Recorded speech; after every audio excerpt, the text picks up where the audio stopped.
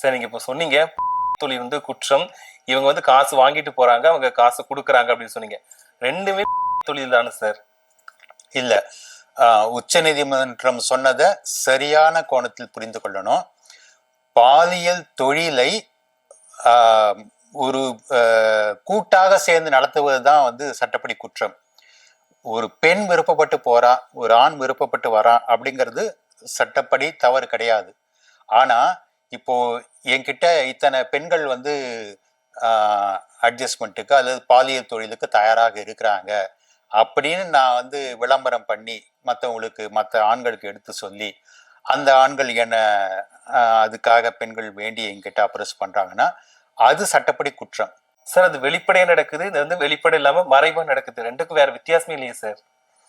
இல்ல, சட்டம் என்ன சொல்லுதுன்னா பெண்ணின் உடல் மீது அவளுக்குத்தான் முழு உரிமை உண்டு, அதை வந்து எப்படி வேணா பயன்படுத்தலாம்.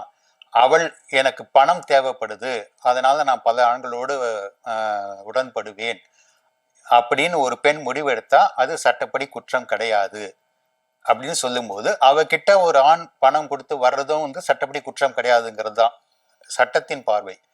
ஆனா இதை வந்து நம்ம எத்தனையோ தொழில் பண்றோம், பொட்டி கடை வச்சிருக்கிறோம், துணி கடை வச்சிருக்கிறோம், இன்னும் பேக்கரி வச்சிருக்கிறோம், பல தொழில்கள் பண்றோம். அந்த மாதிரி பாலியல் தொழில் நடத்துறது என்னுடைய உரிமைன்னு யாரும் சொல்ல முடியாது.